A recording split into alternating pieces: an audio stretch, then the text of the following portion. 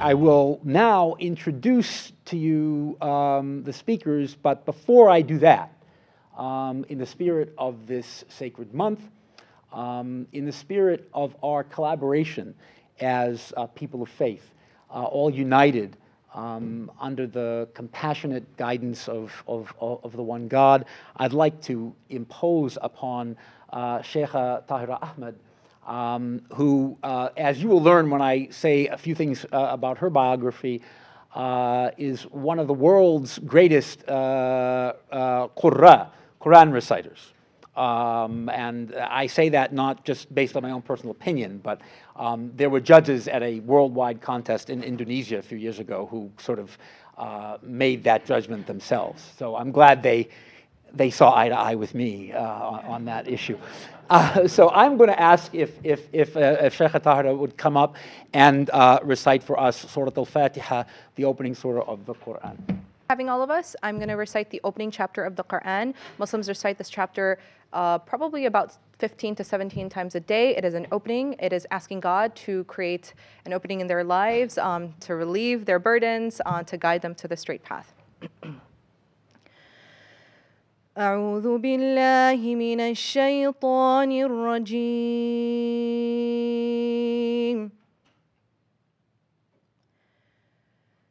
بسم الله الرحمن الرحيم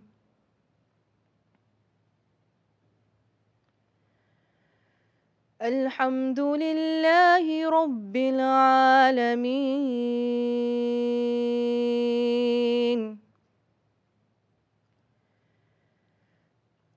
الحمد لله رب العالمين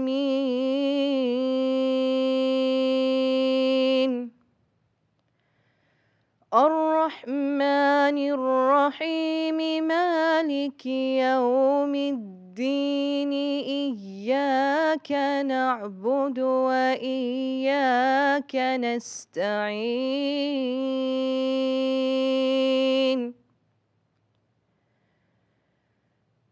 اهدنا الصراط المستقيم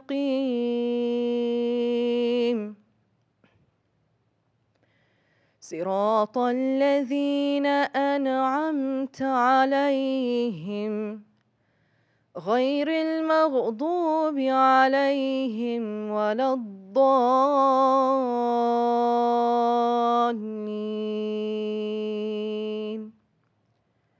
صدق الله العظيم. Amin. Thank you. Thank you so much, Tahira. Thank you.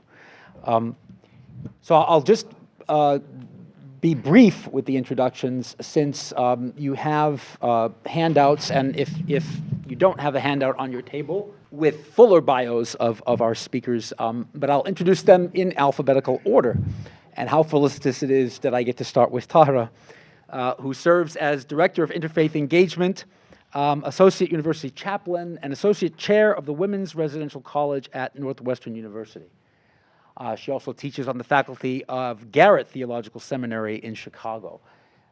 She's been recognized in fora from the White House as a sort of extraordinary U.S. Muslim American leader, to this very important Quran competition in Indonesia, where she placed 6th in the world. She's been in a number of media outlets as an expert, but also featured in a documentary film project called The Calling, about young religious leaders from a variety of different religious traditions.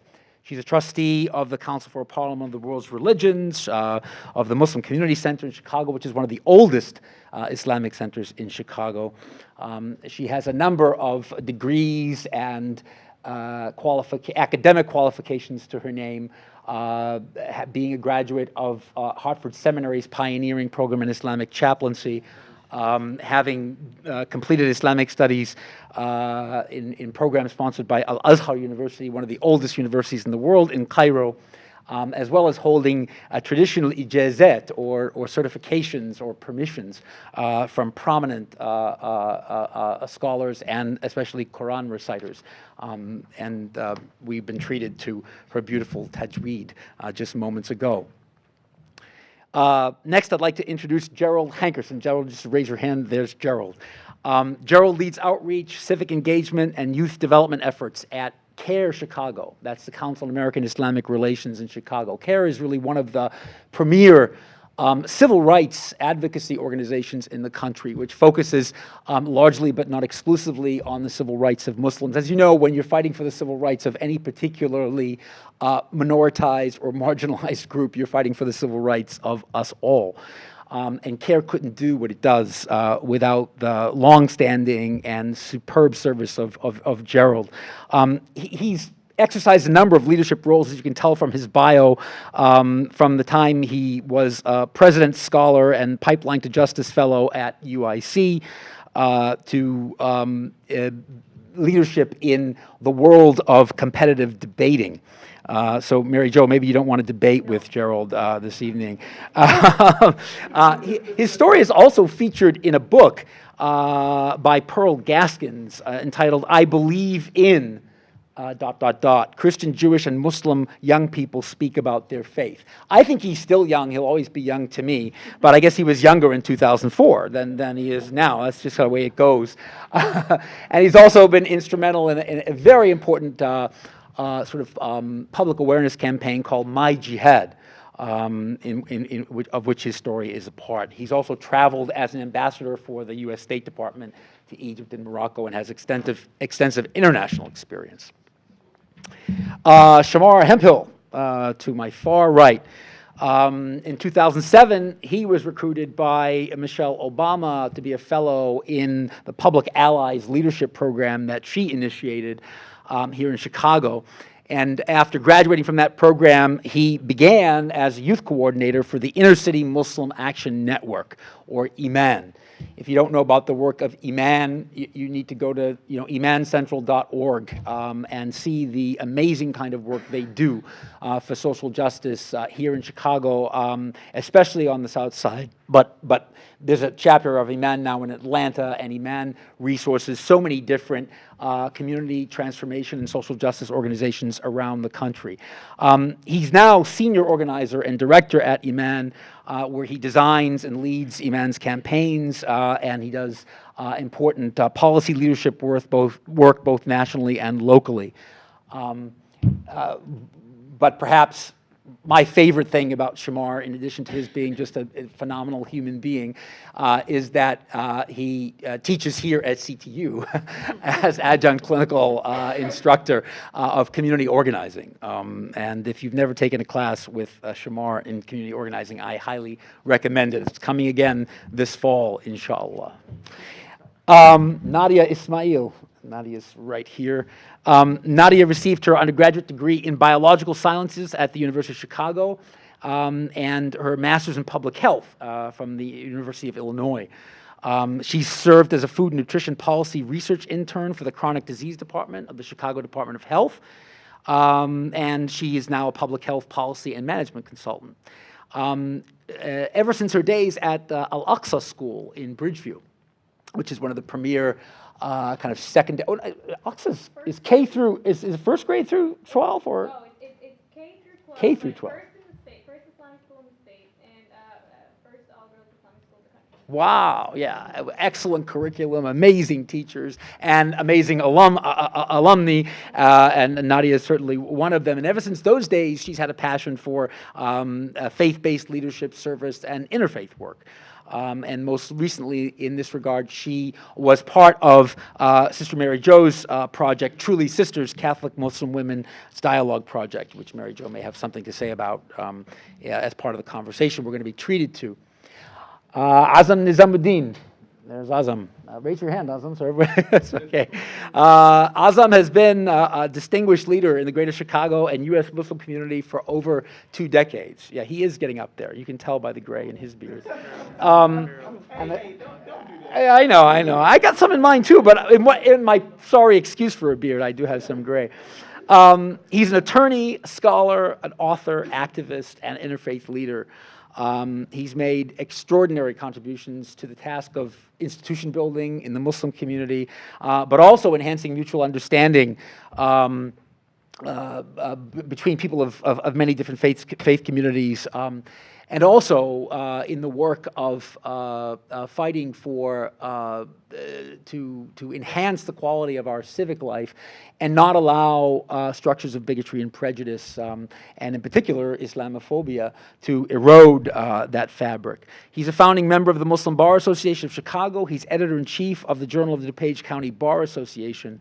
And he's been all over the world participating in academic conferences: Denmark, Germany, India, Indonesia, Israel, Jordan, Turkey. Those are just a few places.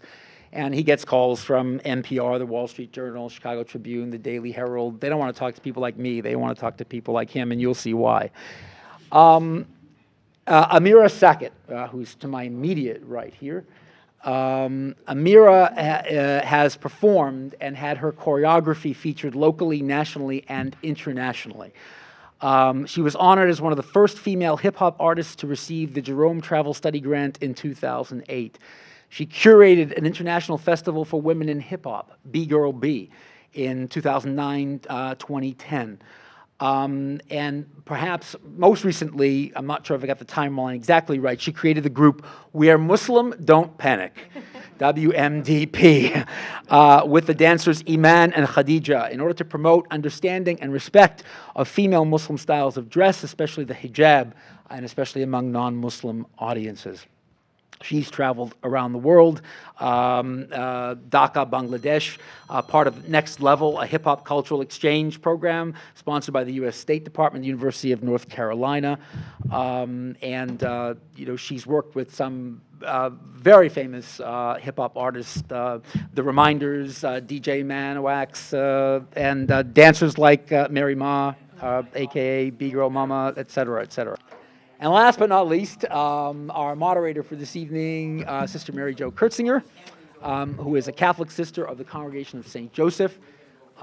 She's worked teaching theology at the secondary level. She's worked directing the biblical study and travel programs here at CTU between 2000 and 2003. She's worked as a psychologist in the public school system. And most recently, as I mentioned, completed her Doctor of Ministry at CTU with an Educating for Witness concentration and a thesis project entitled Truly Sisters, Catholic and Muslim Women Walking in Solidarity on the Path of Interfaith Leadership. And I thought there was no better person than Mary Jo to be the facilitator of our discussion. So I'll just hand things over to Mary Jo, and she'll let you know where we're going to go from here until the sun starts to set. Thank you, Scott. I think I'm going to start with the folks who I knew earliest. I only knew Shamar and Nadia when I walked in the room tonight, and so I want to start there. Shamar co-taught Scott, the class with Scott, the community organizing from a faith-based perspective. If it hadn't been for that class, I'm quite certain that I wouldn't have chosen a Catholic-Muslim dialogue kind of topic. And Nadia, yes, was one of the wonderful, one of 10 participants, one of the 5 Muslim women who came together. And I found that they organically started calling one another sister in the second of 4 sessions. Our Catholic sisters, our Muslim sisters, the Muslims may have started, I know it's more common for that usage in the Muslim community, but these 10 women were really interacting in this way. They were coming together for appreciative learning of one another. And Nadia was certainly a key leader and participant in that. But so I knew a little bit about it. Now, I start my thesis project off saying that back in 2015, December of 2015, when Donald Trump, the candidate, announced a Muslim ban that he was going to pursue. That's what put fire in my bones, and I actually sent an email to Nadia's sister, who is the principal at Oxford School. who had had some relationship with, and said, I just feel like we need to do something. Now, yesterday, we Catholics need to do something to show our solidarity with the Muslim community. And yesterday, when I was researching Azam, as I did the others on the panel, I saw that on that same day that I wrote the letter to Tammy, you were on Chicago Tonight, responding as the guest who was responding to Trump's Muslim ban. So actually, I'm going to ask if you would mind taking a lead here, Azam, and talk a little bit about your experience of Islamophobia, not just beginning on that day by any means, but what would you have us know about your experiences? Okay, well, thank you for having me. Thank you, Scott. Thank you, MJ, for this opportunity. I have an interesting story about that episode, actually. I think, we have to think about Islamophobia in the context of a broader sort of phenomenon within communities, which is the concepts of bigotry and racism, right? Racism has been around for, hundreds of years, going back as time as communities formed and so forth. And in particular, this country has a long history of racism and institutional racism, institutional violence against people of color and things along those lines. So it's nothing new with respect to the Muslim community. But we saw this also, at least from a legal perspective, in World War II. And when we think about wars in the United States, some of the, what I would call the positive wars of World War I and II, there isn't too much controversy. But during World War II, what we did was we basically put some of our fellow Americans in prisons called internment camps. And these were the Japanese Americans. These were Americans of Japanese descent, not immigrants, but people who've been born, raised, and participating in the culture, the business, and economy of this country. And we basically just marginalized them and isolated them and set them aside and put them in camps for years and basically just destroyed many of their lives in many ways. So our experience as American Muslims comes on the heels of that, of Jim Crow and so forth. So I would say that my first exposure to something about Islam being sort of negative in the public sphere was the Iranian Revolution. So this goes really far back. But after that, I would say for many years, it was relatively quiet up until you begin to see, after September 11th, you begin to see it discussed more and more about my faith being discussed in sort of negative ways. And then finally, it sort of really takes a completely different turn with Donald Trump. In particular in December of 2015, because I was asked to come on Chicago Tonight and talk about this sort of his idea of banning people based on their religious background and so forth. What's interesting is after the interview, I came home that night. I had also just finished teaching Loyola that same day. I gave my last final to my students where I teach in the theology department there. When I came home after the interview, my daughter, I saw my daughter, and she at that time was 9 years old. And so I said, "How's it going, sweetheart?" And she said, "Dad, do we have to leave the country?" And I said to her, "Why? Why would you have to leave the country?" Because she said, "Oh, because Donald Trump said that all Muslims have to leave." So it didn't really occur to me that, from a personal perspective, I was so affected by Islamophobia. But that moment really kind of brought it to a visceral perspective that it's not directly me, but it's affecting my family. And that really hit home. And I thought, oh, okay, now I really have to get active. So I think really from that point onward, particularly with the travel ban coming into effect in January and then its reiterations later on in March and then in September, we've been very active with the Muslim Bar Association and other organizations to try to challenge the bar. And I would say many lawyers have really stepped up and challenged by going to the airports and protecting immigrants and so forth. So it's really sort of cascaded into different elements, at least for me, in terms of both presentations about Islamophobia, but also from a legal perspective and religious freedom perspective. I can get into that more later on during the discussion. Thank you very much.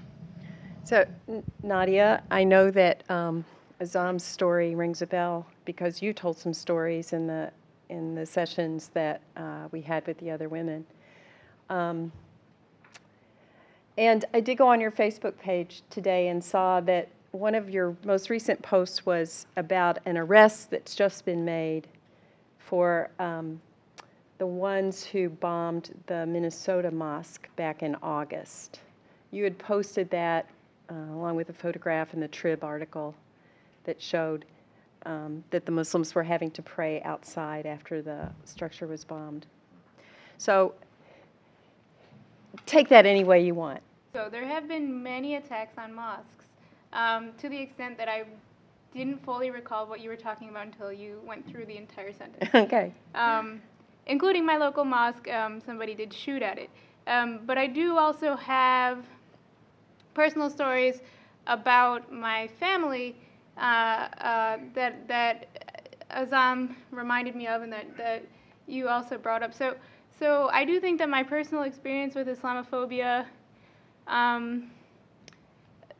is not necessarily unique, but there have been multiple instances that have increased with frequency in the 2015 and 2016 election cycle. And I will say that election cycles tend to do that in my life.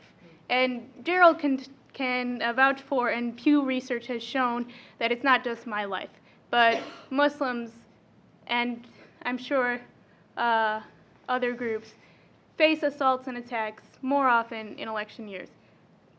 Now, this is particularly true in the 2015 and 2016 election. The frequency with which I witnessed it was within such a short period, so within like the summer of 2015-16, or within just that year, higher than I'd experienced in my entire life. And I think that has to do with the extreme rhetoric of that election. So when I was taking my mom to get groceries, people were screaming at us. When I was walking with my sister in her neighborhood, a car chased us down and screamed at us. When I was eating out with a friend and we went into the parking lot, someone also screamed at us. Now, these women were all visibly Muslim. So I think I'm maybe on a higher alert than they are within their personal lives, because I can pass, right? And then there are other times that I'm with them and I can't. So I am able to pick up on the fact that this isn't a regular everyday occurrence. This is an attack. And we shouldn't be being screamed at when we're going to the grocery store. Those are difficult things. All of those people were adults. So when I was taking my mom or my sister or my friend, they were all adults. The biggest issues come when the children in my life get affected. So I will say that when my 5-year-old niece came home from school, and she goes to Aqsa school, so she went to an Islamic school. One day, I believe it may have been 2 or more years ago, actually. That particular instance was more difficult for me because someone had threatened her school with violence. You know, there was a post about shooting the area that included the mosque and the school.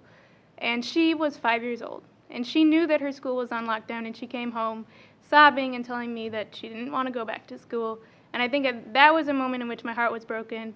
I think that was 2015. So that was a particularly difficult moment. It may have been before then. She, I do know, was 5, and I was particularly distraught by it. There was another little girl that I came past in a laundromat who was Latina, who said that she was afraid, and she was very little, that her family was going to get kicked out of their house. And it reminded me so much of what happened with my niece that my heart broke again. I will say that earlier on, so in 2006 and 2010, there have been instances in which my family home was attacked because people knew that we were Muslim. So at first we were getting egged, and we were like, well, everyone gets egged. But then we were getting egged, and they were screaming out things that made it very clear that it was because we were Arab and Muslim. And then one day, our house got smoke bombed. So there were a bunch of firecrackers and M80s and smoke bombs, literally, that they dropped off at the entrances of our house, rang the doorbell, and allowed the smoke to come in. This was difficult because, again, my nieces are young. My eldest niece at that time, so this was going far back, 2006, was around 2 years old, and she liked to run to the door when the doorbell would ring, and we opened the door to billowing smoke and screams coming at us. of hateful things. So I think what the issues are, because all of those were heated times on TV, particularly politically heated times, are disinformation campaigns and extreme rhetoric coming out of well-known Islamophobes who at this point, and particularly in 2015, 2016, in the current administration, are being propped up and promoted and appointed to high-level positions, Secretary of State, CIA Director, President. Thank you. Gerald, at one point Nadia said you could vouch for her in terms of some of the kinds of incidents that she described. Yeah. What's your experience bring? So let me start off with that's my Islamophobia. I don't, and it's a blessing, unfortunately, in that way. I have yet to have a direct experience in that manner. And this is a conversation we had prior to the start of the panel, and Brother Shamar could probably speak to that. Also the black man on the panel. Definitely. But that it starts there with the body that I'm in. People also too would not recognize or know that I'm Muslim until I explicitly say it or through extensive research. I have an Anglo-Saxon middle name, full name actually, but I really always point out Blake, right? So no one doesn't know my Muslim name, Jihad Luqman Abdurrahman, again, unless I share it or it comes up in conversation. So a lot of the experience, of all the stories that Nadia just shared, that's how I experienced Islamophobia, and my organization, the work that I do, it's to fight against that. So definitely, Nadia was spot on. Something about election years, it really, it jolts a particular venomous energy in people that you normally would not hear of, because our society is so good at really silencing, or at least making sure that people feel that they will be shamed, or it will temper down the audacity of them coming forth to say the venomous things that they have. But something in every election year has prompted that. For instance, 2010, the year of the Tea Party, shortly after, the workings of Oklahoma becoming the first state to pass what's now have become known as anti-foreign or anti-Sharia legislation that initially wants to prevent any type of interpretation of Islamic law to come into our U.S. courts. Since then, only 7 states have not introduced such legislation. That all started in 2010. But it was something very particular about the 2016 presidential campaign season. It really lit, I guess, a new brazenness that we really have seen. And not only our local care office, but all the care offices across the country, there's over 30 of us, have seen cases in our civil rights department skyrocket exponentially. I mean, the amounts of cases from public accommodation, things like trying to go to a grocery store, or trying to go to an amusement park or some other leisurely space with your family, and you're harassed because you wear the hijab. You're explicitly seen as Muslim. Or, of course, the timeless examples, which has now become routine, going through the airports and you're told that you must be a terrorist because you're speaking in Arabic, or you're watching the news, and that's supposed to give some signal that you're in this sinister space where you're co-opting to take over the plane and fly it into some other space. But I think for me, and I also echo this with Nadia, it's the kids that really get me. And as shared in the bio, youth development, a part of me doing that has simply been because I remember what it was like as a kid and being told that I'm too young to understand or have a voice, and have to wait to become an adult to do something to make our society better. And so it hit me a few years ago that as we started seeing more cases where our civil rights clients are not adults, they are children, they are teenagers, they are individuals that should not even have to be named in a prospective lawsuit as the plaintiff. That to me is really problematic. It's also even much deeper when you think about many of our children in grades K through 12 were either too young to understand what happened on 9/11 or were not even yet born. And they are the ones that are coming into our office or being phoned in as we have a complaint to file. They just experienced this in their schools by their teachers, by the principal, by the security guard, or even sometimes their own peers who just as well were not yet born or too young to understand what happened on September 11th. So the debates happened when it was infamously stated, let's start a Muslim registry. Let's take away the 501c3 status from Muslim institutions.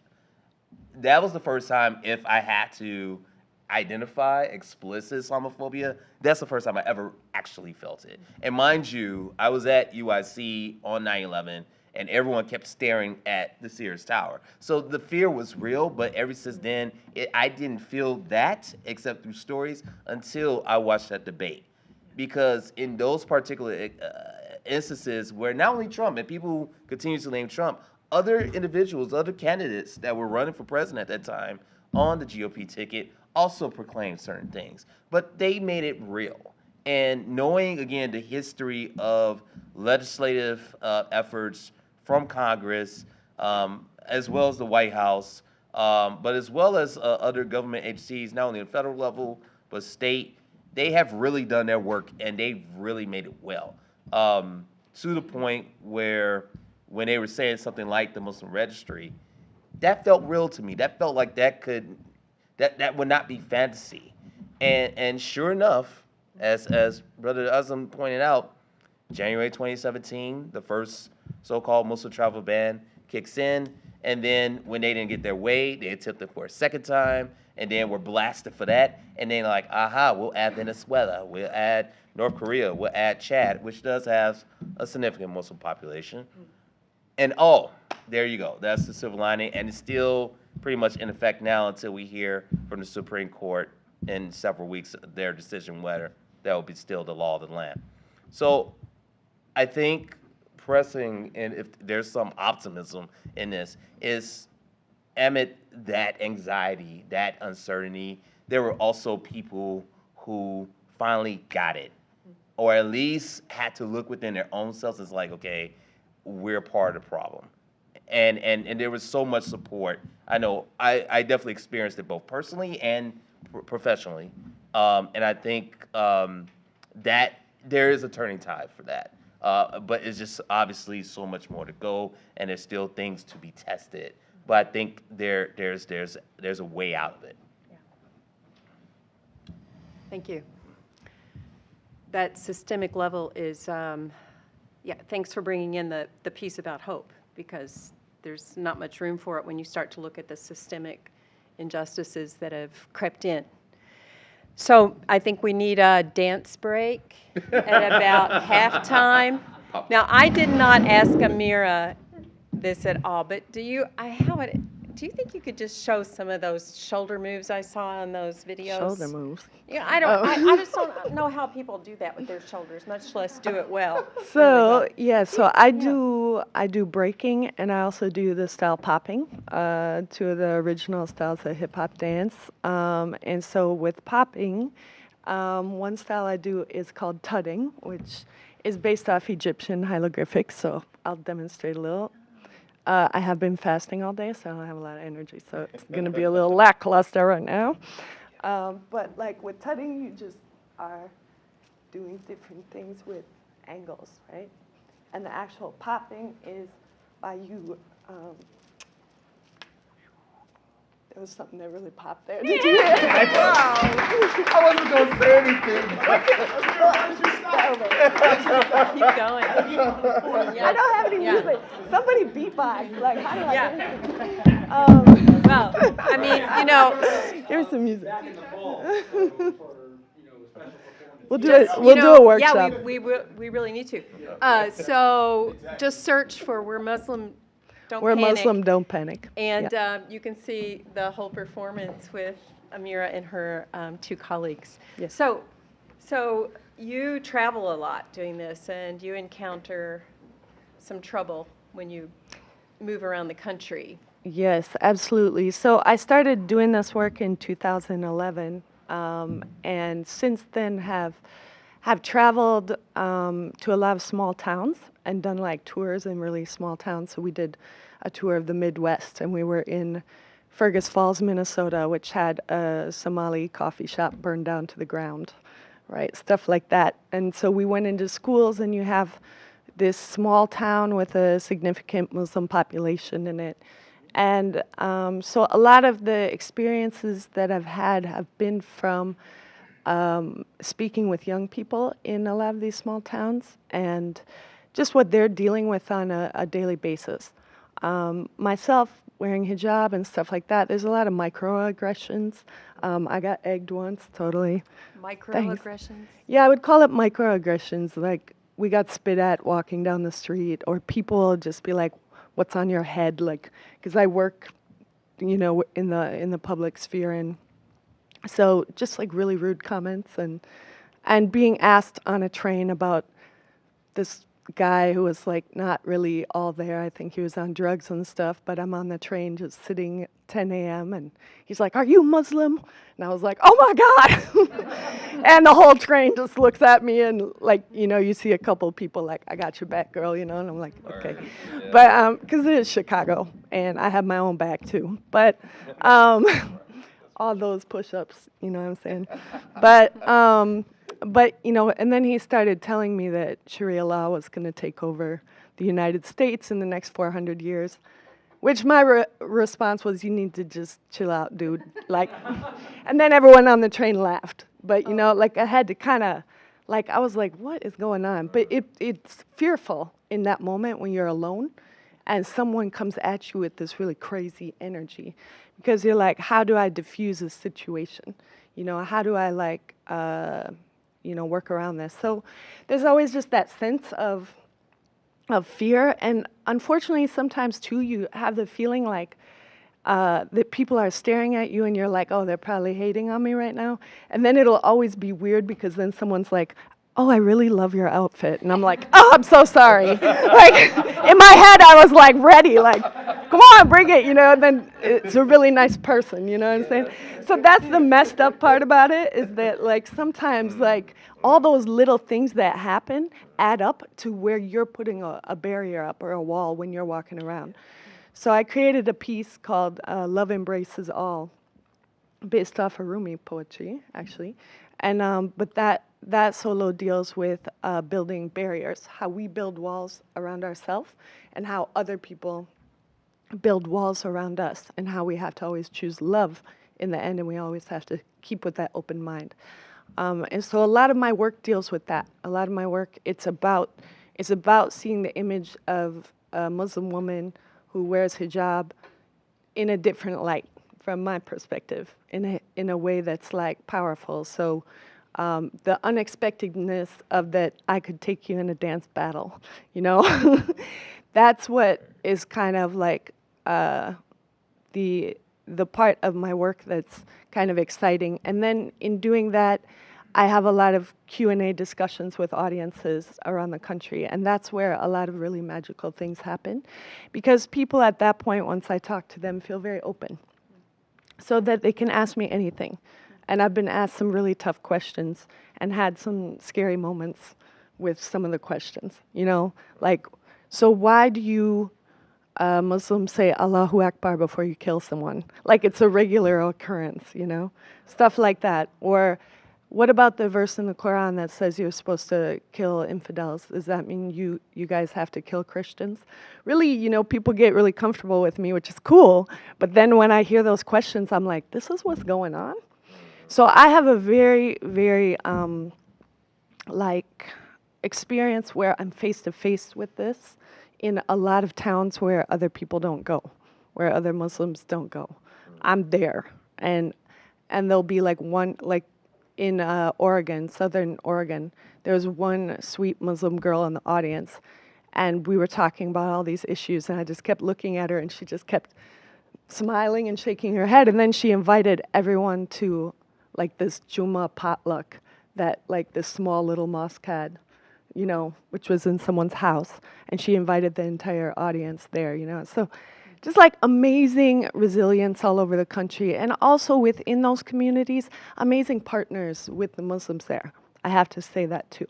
Amazing people that are especially artists, and I just feel like we're the same tribe. You know what I'm saying?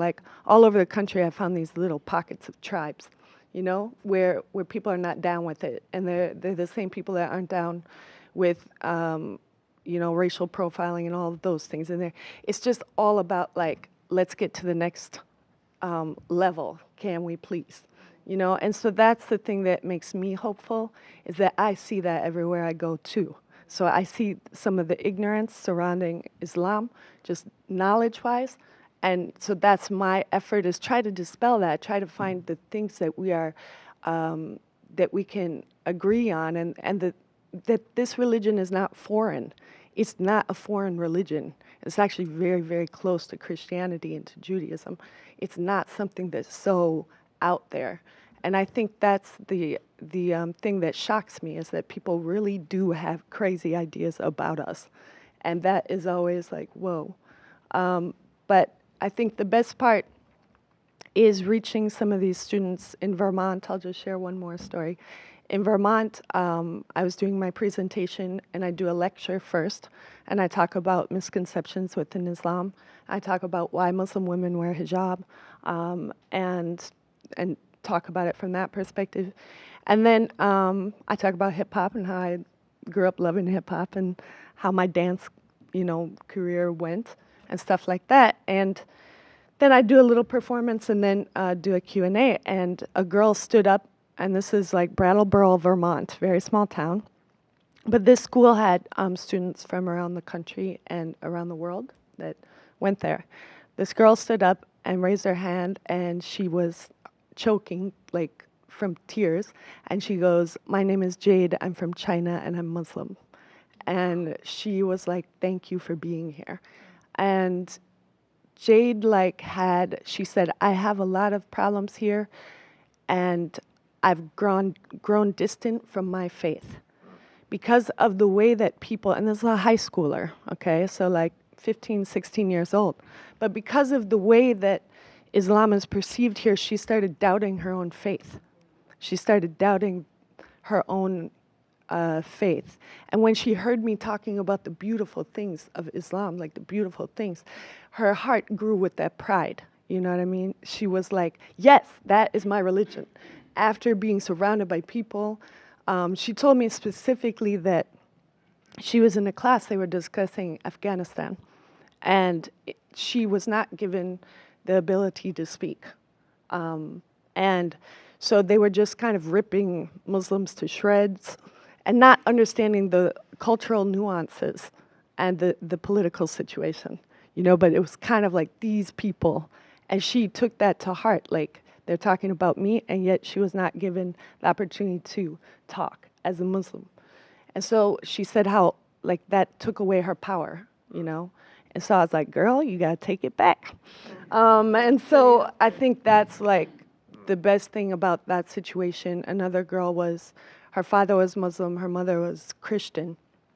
And so she had that kind of situation, you know, of one side being okay and the other side being negative. Yeah. And so her dealing with her identity and embracing all of it. And so she was very happy from just someone coming to the school and talking about it. Because that's the thing, is that we need to talk about it. Yeah. You know, that's the first step to healing anything, right? Rumi says the wound is where the light enters you, right? So right now, this is America's like ripped open wound, right? But this is where we grow from here. Oh, thank you. Thank you very much. Bear with me, I'm going to speak a little fast, and if you can't hear me, just like go like that. I heard Gerald speak a little bit about 9/11, and so I want to take you back a little bit. I went to a private Muslim school until grade 8, begged my parents to send me to a public high school. So I went to one of the most diverse schools in the state of Illinois at the time, which was Niles West High School. Maybe some of you are familiar with it. And in order to fit in, I still wore my hijab. I don't think I really understood why I was wearing it, but I wanted to fit in. So I used to play street basketball in Chicago, and we used to live in the city. And so I tried out for basketball, and I made it to varsity as a freshman. And I was like, wow, this is awesome. And my Indian parents really didn't care about that. They just wanted for me to get straight A's, which is probably what, anyway. I played varsity basketball, I ran track, and I played volleyball. And honestly, I thought I fit into the social milieu of the high school culture. And all the jocks liked me, all the cheerleaders. You're part of that school where you're scoring like 18, 20 points a game. People think you're cool. My Northwestern students have also done a stat on me. I'm 83% better than all the guys. Yeah, so I got my back, right? So 9/11 happens in my senior year of high school. And the same referee who had seen me play in the Central Suburban League for basically the last 3 years stops the game at 1 minute and 34 seconds left into the fourth quarter. And he says, number 33, you're in violation of the IHSA, Illinois Rules for Uniform Code of Conduct. Basically, he was saying that you can't wear what you're wearing. Even though this is the same referee who would tell me during the games, like, oh, there are recruiters out here for you today, and we used to do these like fist bumps, it was just, I thought he really liked me, and I thought he respected me. And so he stops the game. Something went off in his head. My coach, who is a devout Catholic, was furious. He was like, you know what? I know why you're doing this. Because they used to have he was a devout Catholic, but they used to have beers after the game because that's allowed in your religion. So anyway, he was like, I know why you're doing this. Not in this game, not on my court. And I heard words like bigotry being thrown around. And, I was 16 years old. I was like, you know what, coach, it doesn't matter. We're leading anyway. I don't want to go back in. And he's like, no, it's about principle, Tahira. It's about principle. So I go back into the game. We do the sportsmanship handshake at the end. And I'm walking to the locker rooms. And one of the parents walks down from the bleachers and says, number 33. I turn around and he says, it's a shame they let you back in. Whoa. And honestly, as like a 16-year-old, I thought that was the most embarrassing moment because the game stopping was one thing, but this parent calling me out in front of all these people, it was just, so I hurried back to the locker room and I was hoping that some of my team, members would say something kind of like, are you okay? You need anything? Nothing. The locker rooms were silent. And in fact, most people post 9/11 were just very silent. They didn't know what to say because they didn't want to offend me. But at the same time, that silence, Martin Luther King Jr. said, sometimes in the end, it's going to be the silence of something along the lines of it's the silence of your friends that will hurt you the most, right? Or something along those lines. But here's the thing. After that, I went to one of my mentors and I said, I am really struggling. I don't know what to do. And because a lot of other stuff happened, I don't have time, I guess. I'm trying to rush here with the timing. A lot of things happened. One of the things I also wanted to share, which I think is really pivotal in the trajectory of my own life, is I was in Leader's Gym, which you lead gym class, and this young man who had wanted to date me, and can't blame him, my freshman, my freshman, sophomore, and junior year, he was on the football court with me, and he said, I know Shamar is totally having fun. He said, I know why you didn't want to date me, B-I-T-C-H. He said, it's because you were effing Bin Laden. Wow. And then he proceeded to tear my hijab off, spit in my face, and the next 30 seconds were the worst 30 seconds of his life. I don't tell my students to do this, but I claim self-defense. Well, I guess self-defense is okay. And he was knocked unconscious. And by somebody, by don't tweet this. We went to the dean's office.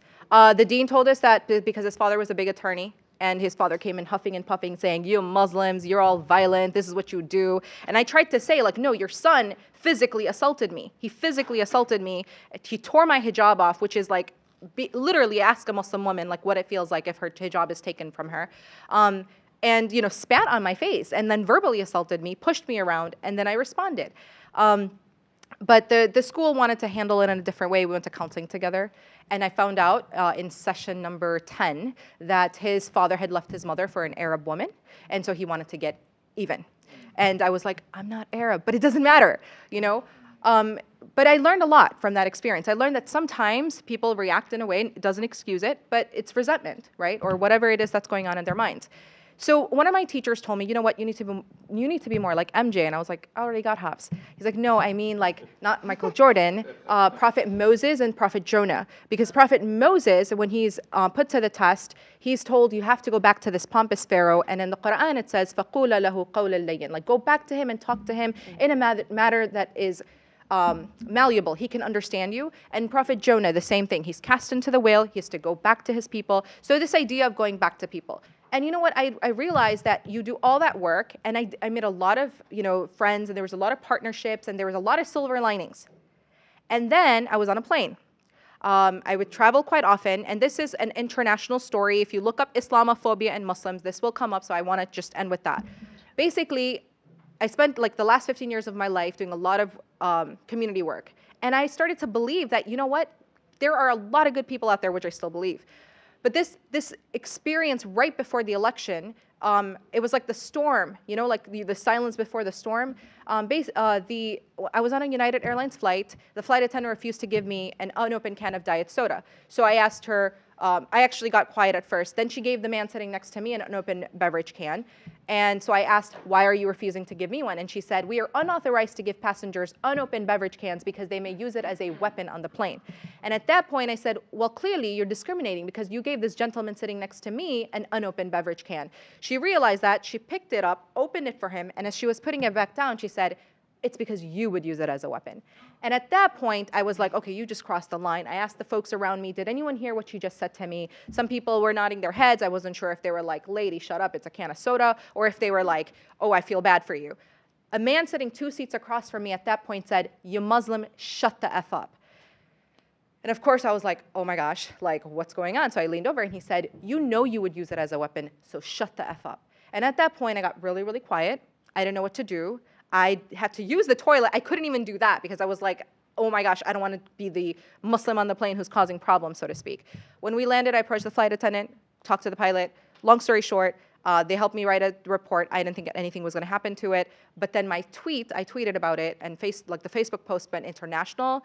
United Airlines was forced pretty much to issue a public apology, that they're no longer going to use the flight attendant, that they don't stand for, you know, for discrimination and so on and so forth. The point is, obviously, something good came out of it, but the truth is that, like, I'm starting to realize, like, these incidents are, like, so common that if you talk, when this happened to me at the national level, like, I talked to so many Muslim women, and they were like, oh yeah, it happens all the time. And unfortunately, some of those are macro and some of those are microaggressions, and the good side to it, though, is that a lot of people were willing to stand up for me. The president of Northwestern called up the CEO of United and said, we are not going to be using your services if you don't apologize to my chaplain in front of me. And lo and behold, the apology came. Okay. Wow. So I got 2 minutes. Sorry. You got this. There will be more time afterwards, but I know you can't stay. Yeah. No. I mean, so I'm going to go in a different direction. So obviously, I mean, the stories that you all heard up here tonight, I mean, are very tragic stories, very gruesome stories that if you're any individual living in this country that you ever had to witness or experience, that ultimately you can feel some of the pain that comes from these stories. The work that I'm in, this idea of community organizing, is first and foremost beginning to understand stories, right? Understanding how our stories are all interconnected. Campaigns and movements are started by stories, right? We use a term in community organizing called self-interest, which obviously means our stake, seeing my stake in your story, right? Understanding our own stake, right, around an issue. When you think about this term and this notion around Islamophobia, quote unquote, right? The first thing that I began to think, especially with the new administration, was, man, what a time to be alive for the Muslim community. And why am I saying that? Because the Muslim community, the larger community, has an opportunity to reconnect to another part of the Muslim community that is often marginalized. And that are black and brown inner city communities that often gets forgotten when we think about this term. So if you think about this notion of Muslim registry, you don't think about the fact that you have a whole bunch of brothers who return back home from doing long prison bids. And ultimately, the prison system is filled up with Muslims. It's not a coincidence that, that Malcolm X's 93rd birthday just passed. This is about a story, a man of redemption, right? One of the biggest, growth trajectories of a human being in American context. When you read the story of Malcolm X, right? But it's one of those kind of traditional redemption stories out of prison. But we oftentimes don't think about these many brothers and sisters who return back into our societies that also has to sign up on a registry, right? It's a registry that dates to whenever they had an encounter. And we know ultimately in these communities, it's not oftentimes they're just murderers. It's a situation that's either me or you. So they have to sign up each year.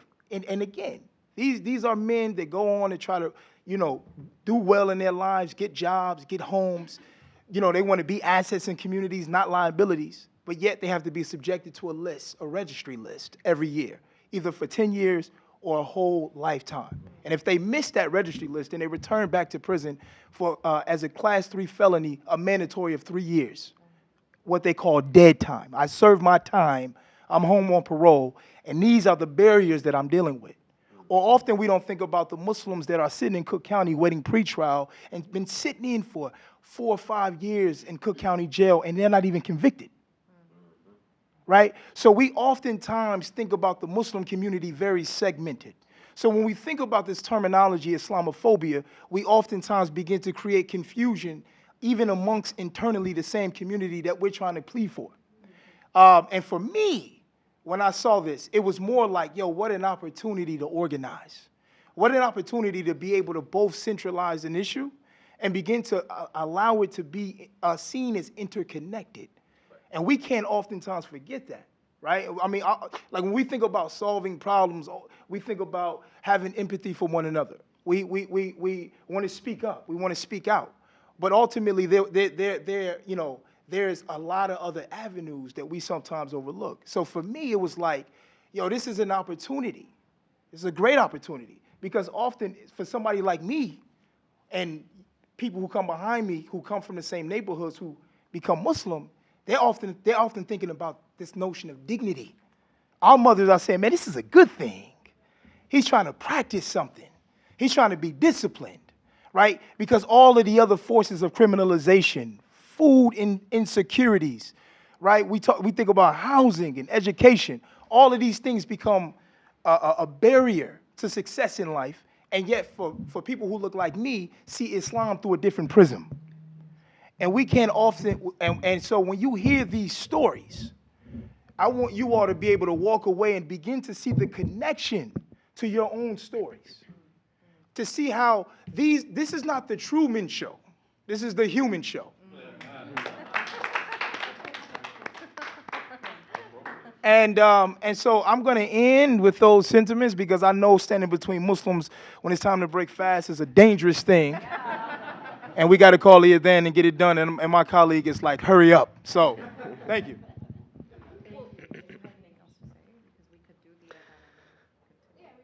Allahu Akbar, Allahu Akbar.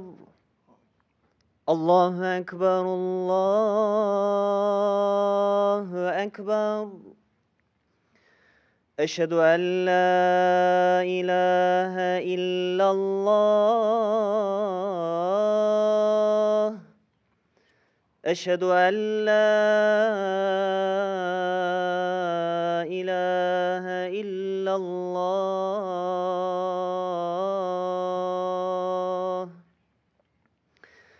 أشهد أن محمدا رسول الله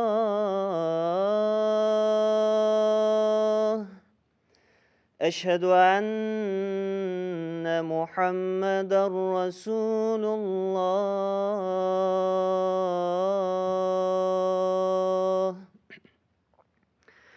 حي على الصلاة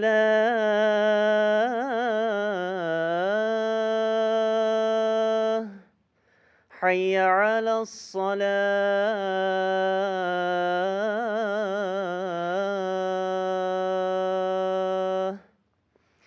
حي على الفلاح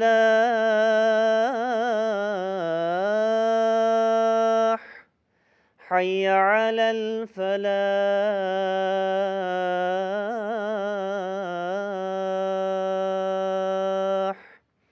الله أكبر الله أكبر لا إله إلا الله.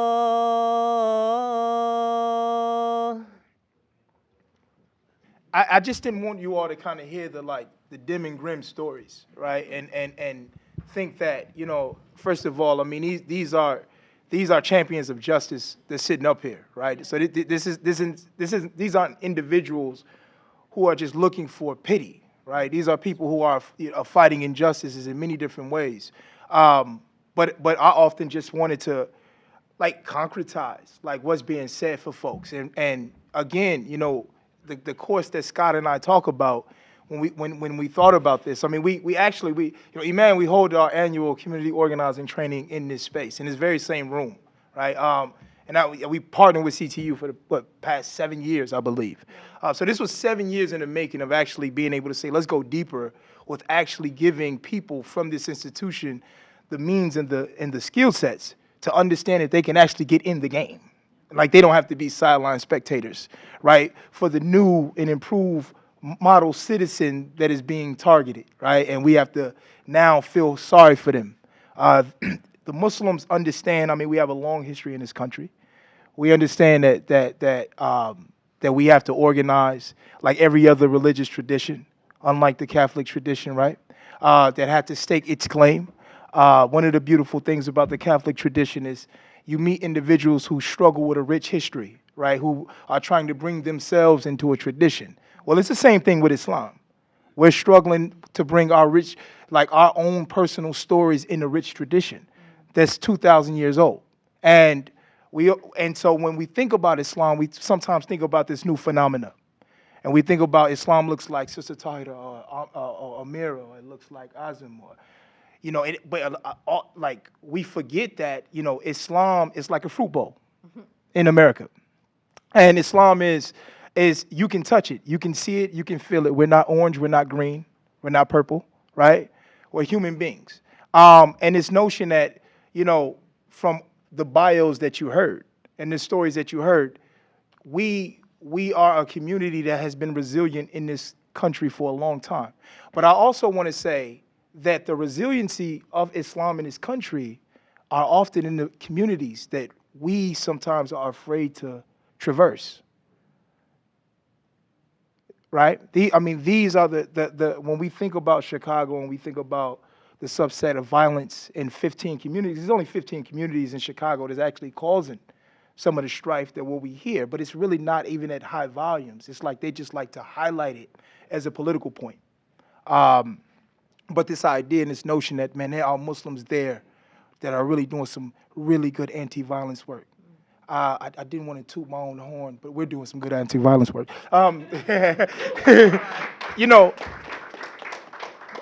But in the spirit, right, of creating spaces for Muslims to organize, we organize. We come from a rich tradition of organizing. Our prophet, peace and blessing be upon him, was an organizer. That's how he brought tribes together. When he first came to Medina, they didn't say, teach us a verse in your book, or what revelation did you get? They said, if you can organize us, if you can bring us together, we'll follow you, right? And the prophet was able to get them to see their own stake, their larger collective self-interest, right? Through the spiritual lenses, that they begin to think about their own lineages long term. And so he was able to bring different tribes together. And in this moment, we have that very same opportunity. So when I hear stories, I get excited. It's elated because it helps us think about our own stories sometimes, right? And it makes us really kind of rethink our own stories. And what are we doing? And how are we doing it? So for me, you know, man, Islamophobia is like really trying to ask me to guard Michael Jordan in Game 7 with 6 seconds left on the clock. It's impossible, right? It's impossible as a black man to sit up here and try to lie and compete with the same stories that you heard up here.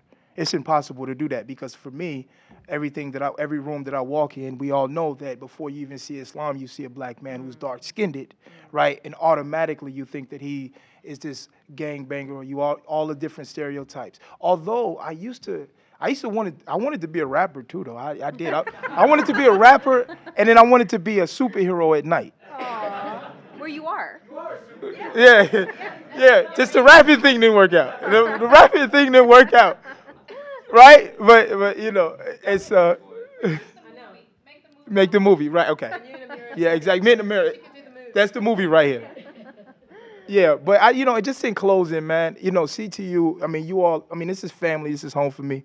I'm very honored, first and foremost. I mean, these individuals are sitting up here very humble before you. Please take advantage of them while you have them in their presence.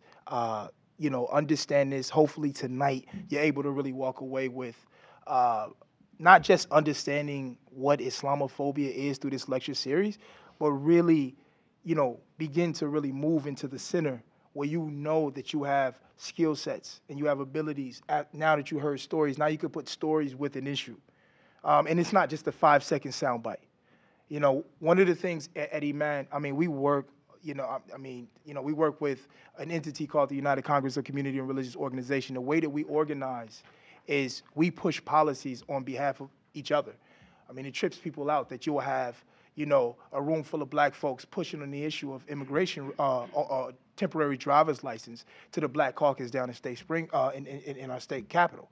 And they're looking at us sideways. I'm like, why would you care about temporary driver's license for the undocumented? Like, what the hell are you talking about?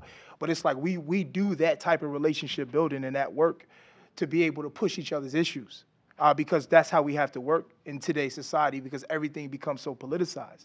And for me, it's totally different than whether you see a parent screaming after her child was slain on the news in a 5-second news soundbite, or whether you see read an article about someone being deported. And it's different when you talk to that Latino auntie who's scared to death for her son and her father to come home at night. That's a different reality. And then immigration becomes real, right? It's different when you talk to that parent, that mother that lost, or that mother that talks about her husband who actually, one mistake and went to prison, and then her son had to grow up in an environment where his father is no longer in the household. So when both fathers get deported, one to prison and one to their country, then now you have fatherless communities, right? So a lot of times we miss the fact that the same hands is causing a lot of these injuries. These are the same hands. And I urge you all to really dig deep, to really look internally, find within your spirit to understand that this is a moment in America. Not a moment to just bash the administration. Not a moment to just sit here and just, say, to your networks, I heard a riveting talk about Islamophobia, right? But really begin to, to understand that, hey man, like there are entities that are doing this work. A cohort of 60 brothers who are either returning citizens. We got brothers who did 33 and a half years, all the way to 18 and 25-year-olds who are either, have been shot 16 times or has done the shootings and are really trying to turn their lives around. So when we think about how we're reaching this population, we have a huge undertaking we have to grow that population, and we have to continue to make sure that that's on the precipice because that same population is becoming Muslim. And I want you to understand that. Like Islamophobia in majority African-American neighborhoods are not pushing people away from Islam because Islam means something different to black people. It meant something different to our mothers and our fathers. It meant redemption. It meant going through the same type of structural injustices that have been placed in our communities and actually lifting ourselves up through a different criteria, through a different metric system, right? In which ways are we're being judged by. So I want you to understand that as well. We have young people who are trying to figure out, man, how does this thing really mean? What does it mean for my life? Why, like, what is Islam to me? And I think that we forget those individuals. I mean, these are true champions. These are people that if we don't provide real platforms for, you won't see any change in this country. These are individuals that can be right at the forefront changing the way we see this country. But we have to unlock our hearts. We have to begin to see each other in real ways. Show up with each other outside of just principles, right? And begin to understand that, hey, our values are aligned and we need to do something. So I hope that you heard these stories not from the particular perspective of these were just good stories, but really like doing something. And I thank Scott, my colleague, and I thank CTU for giving us the platform to be able to talk to you all tonight. Thank you.